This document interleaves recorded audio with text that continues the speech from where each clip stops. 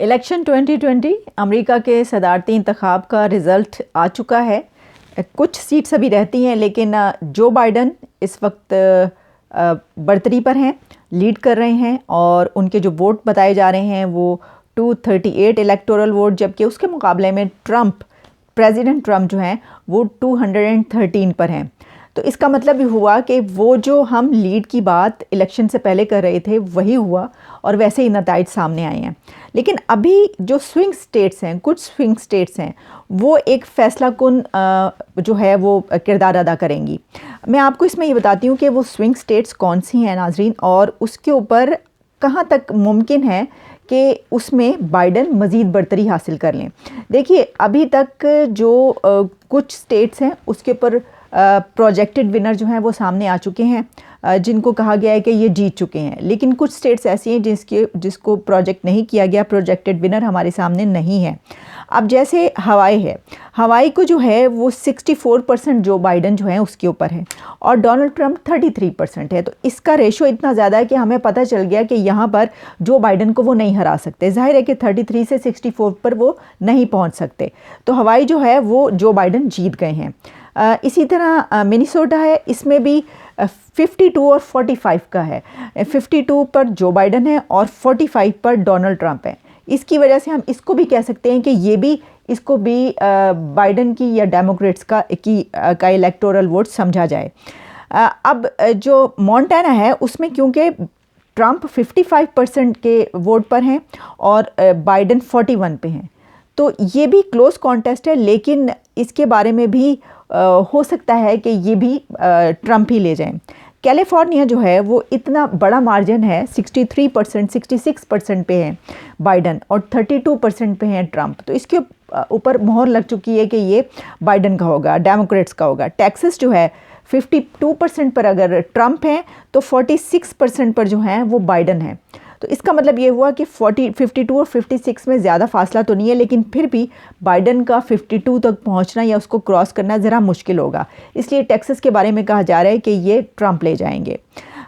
Florida जो है वो 51 और 47 है, इतना ज़्यादा मार्जिन नहीं है। 47 से 51 पर बाइडन पहुंच सकते हैं, लेकिन इसके बारे में भी कहा जा रहा है कि जो ट्रंप है वो ले जाएंगे। इसी तरह की तरीके से अलास्का है, उस पर भी ट्रंप क्योंकि 61 पर हैं और बाइडन 34 पर, तो वो भी ट्रंप का ही नज़र आ रहा है। एरिज़ोना जो है क्योंकि बाइडन 51 पर हैं और ट्रंप 46 पर हैं, तो इसलिए कहा जा रहा है कि एरिज़ोना बाइडन का है। अब देखिए जॉर्जिया जो है, जॉर्जिया अब 50 और 48 है, बहुत ही कम फ़र्क है। 48 पे बाइडन है, 2% का फ़र्क है, तो 2% क्रॉस किया जा सकता है अगर जॉर्जिया और जो मिशिगन है इसमें अगर बाइडन जीत जाते हैं। लेकिन जॉर्जिया में उनके जीतने के काफ़ी इम्कान हैं, तो फिर बाइडन की मज़ीद इलेक्टोरल वोट वो हासिल कर लेंगे।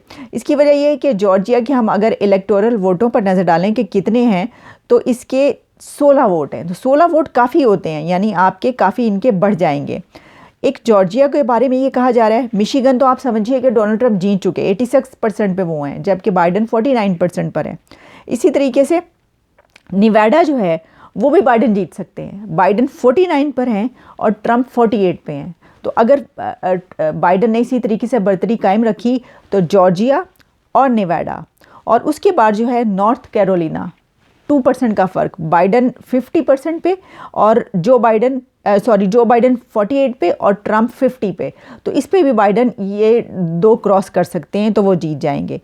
ये जो 3-4 रियासतें हैं इसमें अब जैसे विस्कॉन्सिन है, इसमें 49 और 49 दोनों इस पे हैं, सिर्फ चंद पॉइंट्स का फ़र्क है। तो ये जो 3-4 रियासतें हैं जो मैंने आपको बताई, अगर इस पर बाइडन जीत जाते हैं और ट्रंप को पीछे छोड़ देते हैं तो फिर बाइडन जो है वो सदर बन गए, आप समझिए। लेकिन अगर इसमें से कुछ रियासतें जो हैं वो ट्रंप के पास ही रहती हैं तो फिर मुकाबला बहुत सख्त होगा, हो सकता है ट्रंप जीत जाए। लेकिन ज़्यादा ख्याल ये जाहिर किया जा रहा है कि ये जो सिचुएशन बन चुकी है इस वक्त, तो कोई भी जो रिज़ल्ट है वो वाज़े तौर पर सामने नहीं आएगा। अब हम बात करते हैं कि अगर कोई वाज़े विनर सामने नहीं आ रहा तो क्या होगा। हमने जैसे पहले बात की थी कि रिज़ल्ट्स ऐसे नहीं आने चाहिए। सदर ट्रंप ने ये कहा था, उनकी ये ख्वाहिश थी कि जो अगर वो हारने की पोजीशन में हैं तो जो रिज़ल्ट्स हैं वो ऐसे आएँ कि जिस पे ये ना अंदाज़ा किया जा सके कि कौन जीत रहा है। तो इस तरह के रिज़ल्ट आ गए। अब इस तरह के रिज़ल्ट आए, यही वजह है कि सदर ट्रंप ने स्पीच की जिसमें उन्होंने उनकी बहुत सारी मतजादे जो बातें थी एक दूसरे से मतजाद थी। उन्होंने कहा हम जीत गए, साथ ही उन्होंने कहा ये अमेरिकन पीपल के साथ बहुत बड़ा फ्रॉड हुआ है, तो अगर आप जीत गए और आप उसकी खुशी मना रहे हैं तो फिर आप कोर्ट क्यों जा रहे हैं। क्योंकि उन्होंने पहले ही कहा था कि अगर इस तरह का कोई नतीजा आए तो वो ऐसा ही उनके हाथ में जो है इस वक्त पता है, वो खेल सकते हैं कि ये जो है ये सब कुछ जानबूझ के किया गया है। अब आप ये भी याद रखिए कि इसके अलावा बहुत बड़ा वोट अभी मौजूद है इस मरतबा कोविड-19 की वजह से, और एंथुजियास्टिक बहुत थे यहाँ के लोग। ये मार्का जो है पाकिस्तान इंडिया की तरह का था कि जहाँ पर दोनों तरफ की पार्टियों में इतना अग्रेशन था कि एक दूसरे को मरने मारने पर तुले हुए थे। यही वजह है कि अर्ली वोटिंग और जो पोस्टल बैलेट हुआ है कास्ट, वो 10 करोड़ तक पहुँचा है। अभी मिलियंस वोट ऐसे हैं जो काउंट नहीं हुए, अभी वो काउंट होंगे, और उसके बारे में ज़्यादा ये कहा जा रहा है कि वो बाइडन के हक़ में जाएगा वो वोट। अगर ऐसा होता है तो फिर बाइडन को आप समझ लीजिए कि वो 90% उम्मीद है कि बाइडन जीत जाएंगे ये।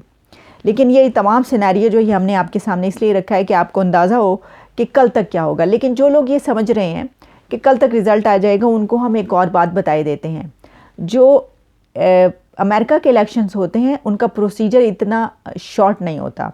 उसके लिए आप ये याद रखिए गो कि ये कोशिश की जाती है कि जो फ़ैसला कुन रियासतें हैं उनका जो रिज़ल्ट है वो एक रात के अंदर आ जाए ताकि सब कुछ पता चल जाए और आगे की जो हिकमत अमली तय की जा सके। लेकिन अगर ऐसा नहीं होता तो ये मामला फ्राइडे तक जाएगा। पहले जुम्मे को जो है वो तमाम देखा जाएगा, इकट्ठे किए जाएंगे रिज़ल्ट और बताया जाएगा। लेकिन दिसंबर में जो इलेक्टोरल वोट है, क्योंकि आप जानते हैं कि आवाम के बराह रास्त वोट से सदर मुंतखब नहीं होता यहाँ का, बल्कि इलेक्टोरल वोट मुंतखब होते हैं। वो इलेक्टोरल वोट जो हैं उनका इजलास होगा दिसंबर में। दिसंबर में वो अपना सदर चुनेंगे और उसके बाद जनवरी में जो है कांग्रेस जो सदर बनेगा, इलेक्टोरल वोट जिसको मुंतखब करेंगे उसके नाम का अनाउंस करेगी, और उसके बाद जो है वो ट्रांजिशन या जो भी है वो मुंतकली, इक़्तिदार की मुंतकली जो है वो आगे जाकर अमल में आएगी। तो ये एक बहुत लंबा प्रोसीजर है और इसमें अभी काफ़ी टाइम लगेगा। और इस दौरान जो सिविल वॉर की बात की जा रही थी, जो ये कहा जा रहा था बहुत ज़्यादा एहतजाज होगा, वो अगर सदर ट्रंप इसके बाद इन रियासतों के नताइज आ जाते हैं और वो देखते हैं कि उनके हाथ से खेल जो है वो निकल गया है या निकल रहा है, तो यकीनी तौर पर वो कोर्ट का सहारा लेंगे जैसा कि उन्होंने कहा, और ये मामला लटकेगा। और जब ऐसा होगा तो फिर दोनों के कारकुन सड़कों पर निकलेंगे और वही कुछ होगा जो कि पाकिस्तान में होता है। लेकिन आपको शायद ये भी याद आए कि जिस तरीके से सदर ट्रंप ने तकरीर की, उसी तरीके से पाकिस्तान में भी एक दफ़ा जो है वो 2013 का इलेक्शन जब हुआ था तो जो नवाज शरीफ साहब थे उन्होंने मॉल टाउन के घर में अपनी बालकनी में खड़े होकर स्पीच की थी, जिसके बाद जो है वो कहा गया था कि इन्होंने 12 बजे स्पीच कैसे कर दी जबकि अभी तो वोटिंग हो रही है। तो उस वक्त भी इस तरह के जो है खदशात ने सर उठाया था और कहा गया था कि इस वजह से की गई है। तो अब प्रेसिडेंट ट्रंप जो कि पहले ही कह चुके थे कि वो ऐसा करेंगे, उन्होंने भी अपनी जो है वो तकरीर कर दी। अब आने वाले दिनों में क्या होगा ये तो नज़र आएगा। लेकिन एक बहुत दिलचस्प बात है जो अमेरिका के इलेक्शंस हैं उसके मुतालिक बहुत कम लोग जानते हैं। जिस तरह की शायद जो अभी मैंने बताया कि प्रोसीजर आगे क्या क्या होना है और कांग्रेस सदर अनाउंस करेगी, ये भी बहुत कम लोग जानते हैं। लेकिन जो डेमोक्रेट्स हैं उनका जो इंतखाबी निशान है वो गधा है, और जो रिपब्लिकन्स हैं उनका इंतखाबी निशान एलिफेंट है, हाथी। तो आप जानते हैं कि ऐसा क्यों है कि आखिर इतने अच्छे अच्छे जो हैं जानवर, अच्छे अच्छे मुराद जो सब बड़ा बहादुर और इस तरह का समझते हैं, वो क्यों नहीं है, ये क्यों है। तो आपको एक इसकी बड़ी एक दिलचस्प कहानी है, वो ये है कि 18th सेंचुरी में जो है वो एंड्रयू जैक्सन जो थे वो डेमोक्रेट्स की तरफ से खड़े हुए थे बतौर उम्मीदवार सदर के। तो उनके मुखालफिन जो थे वो उनको बहुत तंग करने के लिए और उनको जो है छेड़ने के लिए या उनके ऊपर जो है तरह तरह के नाम लगाने के लिए, तो उनको अक्सर जो है वो गधा कह दिया करते थे, और उसकी तस्वीर भी जो है वो मंजर इस तरीके से जो है वो सामने आती थी। तो उन्होंने क्या किया कि जो जैक्सन थे उन्होंने अपने जो है जहानत से काम लेते हुए उस गधे को जो है वो अपना एक पार्टी का हिस्सा बना लिया, अपनी कैंपेन का हिस्सा बना लिया, और फिर उसको आहिस्ता आहिस्ता चल के वो जो गधा है वो उनकी पार्टी के साथ शामिल हो गया और उनका जो है इंतखाबी निशान बन गया। तो ये एक दिलचस्प बात थी जो मैंने आपको बताई। और इसी तरीके से आगे चलकर रिपब्लिकन्स ने जो है अपनी पार्टी का जो निशान चुना हाथी, उसमें भी जो है वो इसी तरह की बातें उससे मंसूब की जाती हैं कि कुछ बहुत ही दिलचस्प कहानी है। लेकिन बहरहाल अब हमें देखना ये है कि कल तक, यानी ये कि कल दोपहर तक या कल शाम तक क्या सूरत हाल पैदा होती है।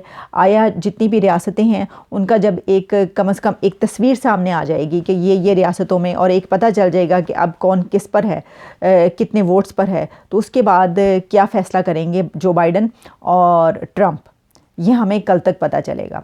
तो उसके बाद हम देखेंगे कि आगे क्या होता है। बहुत शुक्रिया।